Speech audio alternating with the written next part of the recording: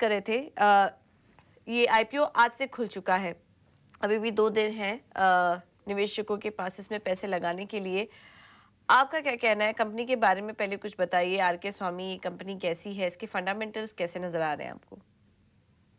Good morning पूजा। देखिए, R K स्वामी जो company है, ये 1973 में ही एस्टैब्लिश हो गई थी और एक एज़ अ एडवर्टाइजिंग कंपनी के तौर पे ये 1973 में एस्टैब्लिश हो गई थी। अब कंपनी का अभी जो बेसिक काम है, वो 3 सेगमेंट्स में डिवाइडेड है। सबसे पहले तो इंटीग्रेटेड जो काम करते हैं, वो कम्युनिकेशंस का काम करते हैं। तो इंटीग्रेटेड मार्केटिंग कम्युनिकेशंस जिसकी हम बात करते हैं, वो वाला इनका काम है। दूसरा है कि डेटा एनालिटिक्स में ये लोग हैं। तो डेटा एनालिटिक्स भी करते हैं, कस्टमर डेटा एनालिटिक्स और तीसरा काम है, ये देखा जाए तो मार्केट रिसर्च भी करते हैं।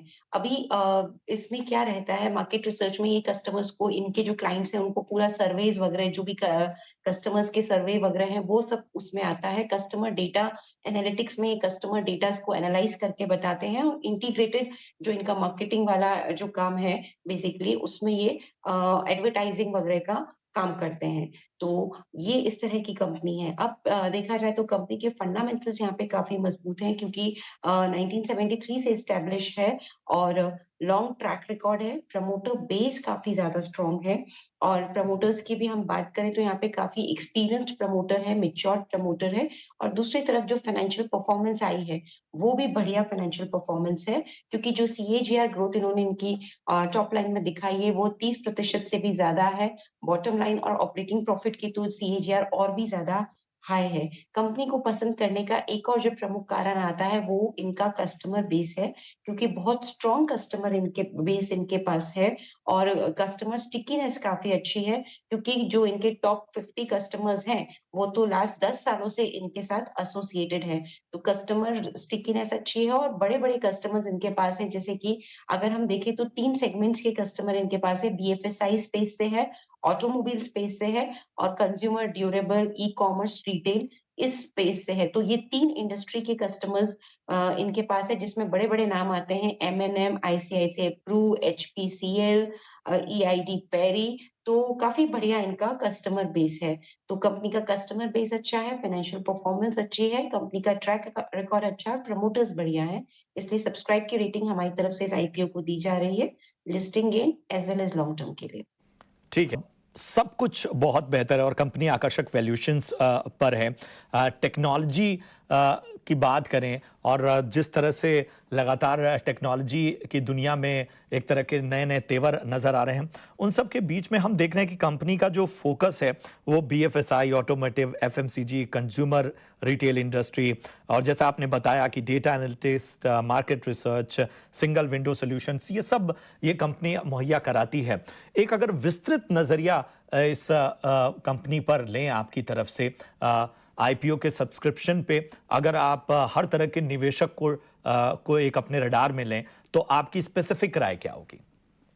देखिए, विस्तृत अगर एक बात करें तो ये जो कंपनी है बेसिकली देखा जाए इस तरह की कंपनी का एग्ज़ैक्टली पेयर जिसे मैं कहती हूँ बिल्कुल क्लोज़ पेयर अभी तक मार्केट में नहीं है। क्योंकि जैसे मैंने बोला 3 सेगमेंट्स में है, इंटीग्रेटेड मार्केटिंग कम्युनिकेशंस है, फिर कस्टमर डेटा एनालिटिक्स है और फिर मार्केट रिसर्च है।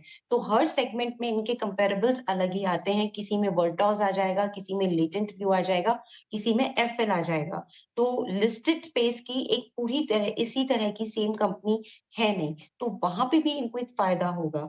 तो वो एक बढ़िया यहाँ पे पॉइंट है कि कंपनी के फंडामेंटल्स तो अच्छे हैं, जिस तरह के बिज़नेस में ये है, इतना जब पुरानी कंपनी है तो पूरा इनका जिसे कहते हैं बेस यहाँ पे पूरा सेटअप हो चुका है और ये अपने आप को हर तरह के टेक्नोलॉजिकल चेंजेस के लिए भी पूरी तरीके से तैयार हैं। तो बेस इनके पास है और बढ़िया बेस इन्होंने ऑलरेडी सेट किया हुआ है। वो भी एक अच्छा पॉइंट लगता है। दूसरी तरफ देखें तो जो भी लिस्टेड स्पेस में भी मैंने जो आपको 2-3 नाम गिनाए, उनसे भी अगर मैं कंपेयर करती हूँ, तो ग्रोथ जो इस कंपनी ने दिखाई है पिछले कुछ सालों में स्पेशली हमें तो जो आरएचपी में डेटा मिलता है वो लास्ट 2021 से ही चालू होता है, तो मैं सिर्फ आरएचपी के डेटा के हिसाब से भी जो देखती हूँ, तो ग्रोथ इनकी इनके पेयर्स से भी कहीं ज़्यादा अच्छी है, स्पेशली वर्टॉस एडवर्टाइजिंग को अगर मैं कंपेयर करती हूँ तो। इनफैक्ट एसएमई स्पेस की भी एक कंपनी है जो इनके पेयर में आ सकती है, वो है ब्राइट आउटडोर करके। तो वो एक ऐसी कंपनी है जो कि इनके पेयर में मानी जाएगी, लेकिन वो एसएमई बोर्ड पे या एसएमई एक्सचेंज पे अभी लिस्टेड है। तो पेयर के मुकाबले में मुझे ये कंपनी के फंडामेंटल्स काफ़ी स्ट्रॉन्ग लगे, क्योंकि पुरानी कंपनी होने की वजह से बिज़नेस की नॉलेज है, प्रमोटर मैच्योर है और बेस पूरा इनका सेटअप हो चुका है। तो अब आगे जाके जैसे-जैसे कस्टमर एडिशन करते जाएँगे, यहाँ से और ज़्यादा इनको फर्दर इम्पेटस मिलता जाएगा, सहारा मिलता जाएगा। और इनफैक्ट ऑब्जेक्ट ऑफ इश्यू भी आप देखें, तो कुछ एक ऑब्जेक्ट ऑफ इश्यू भी इस तरह के हैं कि ये जो सेटअप और क्रिएट करना चाहते हैं, वो भी आगे जाके ग्रोथ ड्राइवर होगा। इसलिए सब्सक्रिप्शन की राय यहाँ पे क्योंकि जो क्लाइंट हमारे जो व्यूअर्स हैं, जो देख रहे हैं और जो लगाना चाहते हैं, उनका एक नज़रिया सिर्फ शॉर्ट टर्म का होता है, जिसमें वो लिस्टिंग गेन के लिए ओपिनियन चाहते हैं, और एक नज़रिया लॉन्ग टर्म का होता है।